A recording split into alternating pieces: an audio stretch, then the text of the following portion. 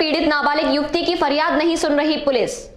थाना हाईवे क्षेत्र अंतर्गत हंसराज कॉलोनी के निवासी एक पीड़ित शुक्रवार को अपनी शिकायत लेकर मथुरा के वरिष्ठ पुलिस अधीक्षक कार्यालय पहुंचे। उनके साथ अधिवक्तागण ने जानकारी देते हुए बताया कि हंसराज कॉलेज थाना हाईवे क्षेत्र के निवासी नरेंद्र कुमार की 16 वर्षीय नाबालिग बच्ची के साथ 28 जून 2021 को कॉलोनी के रहने वाले एक युवक के द्वारा छेड़छाड़ व मारपीट की गई थी। बच्ची ने शोर मचाया था। उसे बचाने के लिए उसके पिता आए। अन्य लोगों के साथ मिलकर उनके साथ भी मारपीट की गई। मारपीट से बच्ची और पिता दोनों गंभीर रूप से घायल हो गए। बच्ची के हाथ की उंगली में फ्रैक्चर हो गया था, जिसकी पीड़ितों ने थाना हाईवे में शिकायत की थी। अधिवक्तागण ने जानकारी देते हुए बताया कि मारपीट में घायल बच्ची के पिता का ही मेडिकल परीक्षण कराया गया था, लेकिन बच्ची का कोई मेडिकल परीक्षण नहीं हुआ है और थाना हाईवे के दरोगा मोहित कुमार इस घटना में बच्ची का बिना मेडिकल परीक्षण कराए ही विवेचना कर रहे हैं और पीड़ितों पर लगातार राजीनामा के लिए दबाव बना रहे हैं। उन्होंने कहा कि पुलिस ने FIR में कई धाराओं को खत्म कर दिया है और दूसरी पार्टी का सहयोग कर रही है। इस संबंध में वरिष्ठ पुलिस अधीक्षक से कई बार शिकायत कर चुके हैं, अभी तक कोई कार्यवाही नहीं हुई है। ललित उपाध्याय, मथुरा समाचार 24। मेरा नाम नरेंद्र कुमार है। कहाँ के रहने वाले हो? गोवर्धन चौराहे हंसराज कॉलोनी का रहने वाला हूँ मैं। और कप्तान साहब के यहाँ आए हो? हाँ, कप्तान साहब के यहाँ एक एप्लीकेशन देने आए थे, जो हमारा केस चल रहा है उसकी। मेरी बेटी के संग में एक घटना घटित हुई थी सोनिया के साथ में। साहब, मेरी बेटी शाम 7:30 बजे 28/6/2021 को शाम 7:30 बजे मेरी बेटी टहल रही थी और एक जीतू नाम का लड़का मेरी बच्ची से गलत सलत बोल रहा था, गलत कमेंट कर रहा था। मेरी बच्ची ने जब ऑब्जेक्शन किया तो उसने मेरी लड़की को हाथ पकड़ के और गले बांध पकड़ के उसने खींचना शुरू कर दिया। मेरी बेटी ने जब आवाज़ लगाई मुझे तो मैं दौड़ा गया और दौड़ा तो मैं उसके घर के पास जब उस बेटी को लेने पहुंचा, छुड़ाने के लिए पहुंचा, तो वहाँ जीतू, राम, भूदेव और दीपू जैसा डंडा और सरिया लेके रोड लेके वहाँ खड़े हुए थे। तो इन्होंने मेरे पे चेहरे पे एकदम वार कर दिया मेरे को और मेरे को तुरंत मैं गिर पड़ा। मैं फिर बड़ी मुश्किल से मैं अपनी बेटी को वहाँ से निकाल के लाया और खींचने में मेरी बेटी की उंगली टूट गई और मैं फिर तुरंत ही थाना हाईवे गया। थाना हाईवे में मेरा मेडिकल तो करा लिया रात को 10 बजे, पर मेरी FIR दर्ज नहीं की।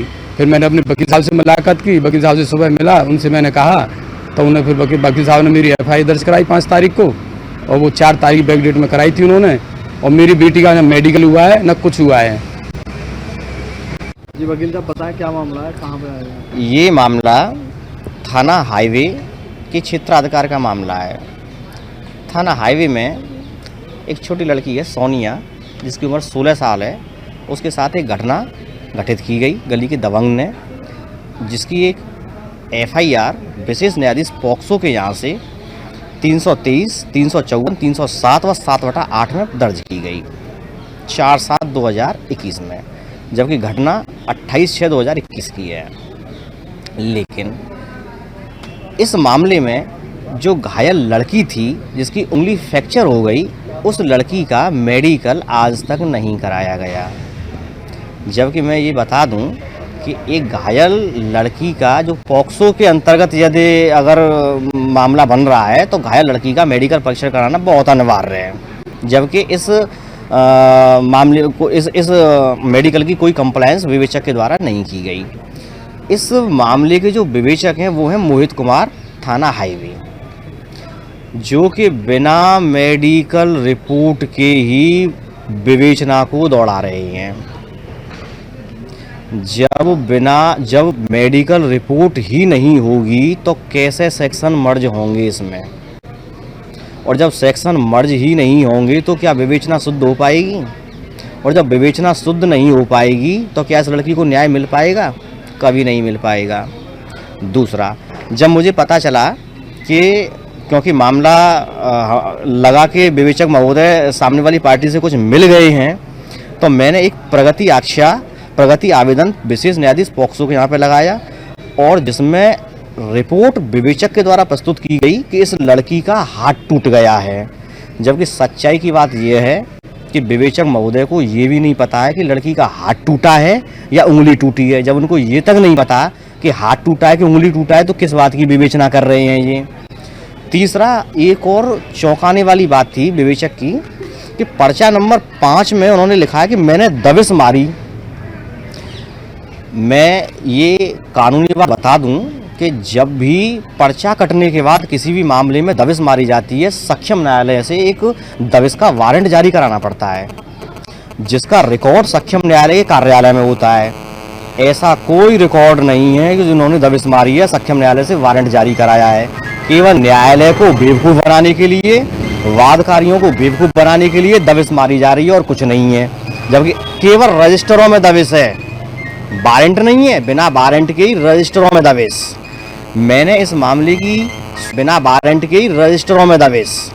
मैंने इस मामले की सूचना एसएसपी साहब को दी, लेकिन मेरा कोई भी सुनवाई इन्होंने नहीं की, एसएसपी साहब ने भी। और मैंने इन सबको पार्टी बनाते हुए उच्च न्यायालय में एक आवेदन दाखिल किया, जिसमें मैंने एसएसपी साहब को पार्टी बनाया, एसएचओ थाना हाईवे को पार्टी बनाया, उत्तर प्रदेश सरकार व आईओ को सभी को पार्टी बनाया। और पूरे मामले को मैंने रखते हुए माननीय उच्च न्यायालय में फरियाद की कि इस मामले की इन्वेस्टिगेशन फेयर कराई जाए। और क्योंकि ये जो भैया हैं, इनके चेहरे पे एक चोट थी, सरिया से इनको मारा था। 307 के लिए केवल 3 ही आवश्यक तत्व होते हैं: जान से मारने की नीयत से हमला, प्राणघातक हमला और शरीर के वाइटल पार्ट पे हमला। जबकि 307 का भी लोप कर दिया है। उसके फ्रैक्चर हो गया है, उसकी मेडिकल रिपोर्ट नहीं है। तो मैं केवल यही कहना चाहूँगा कि इस मामले में एसएसपी साहब से मेरी आज मैंने एसएसपी साहब को आवेदन दिया है, अपना उच्च न्यायालय का आदेश भी दिया है। एसएसपी साहब ने कहा है कि सीओ को और आईओ को तलब किया जाएगा और मैं इस मामले की स्वयं विवेचना अब करूँगा। तो मैं तो केवल इतना कहना चाहूँगा कि मैं तो बस केवल ये देख रहा हूँ कि ये किस तरह से मेडिकल इसमें लगाएंगे और इसमें फ्रैक्चर की जो धारा होती है 325 कैसे ये बढ़ाएंगे, और उसके बाद कैसे ये इन्वेस्टिगेशन फेयर करेंगे और कैसे ये पुलिस रिपोर्ट न्यायालय में प्रस्तुत करेंगे और कैसे इस लड़की को न्याय मिलेगा। बस। अच्छा, कहाँ का मामला था ये है गोवर्धन चौराया हंसराज कॉलोनी का मामला, जो थाना हाईवे के क्षेत्राधिकार में है। कब का मामला है? ये घटना घटित हुई थी 28/6 में, और उसके बाद में हमें बड़े जतन से विशेष न्यायाधीश पॉक्सो के यहाँ पर 156(3) फाइल करके और तब इस मामले को दर्ज कराना पड़ा था। क्या मामला था, क्या घटना हुई?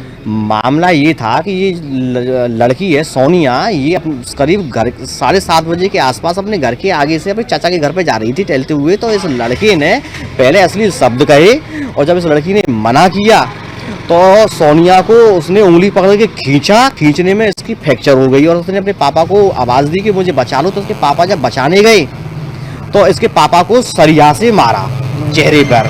कौन लड़का है वो, कहाँ का रहने वाला? वो लड़का है जीतू और उसके पिता का नाम है गुलाब सिंह, और ये है हंसराज कॉलोनी गोवर्धन चौराया निधि स्कूल के पास का। और आईओ साहब बहुत ही सपोर्ट कर रहे हैं, जबकि आईओ महोदय ने साठगांठ करके हमारी एफआईआर को दर्ज नहीं किया और 29 में उनकी एफआईआर को दर्ज इनके खिलाफ कर लिया है 314। मथुरा में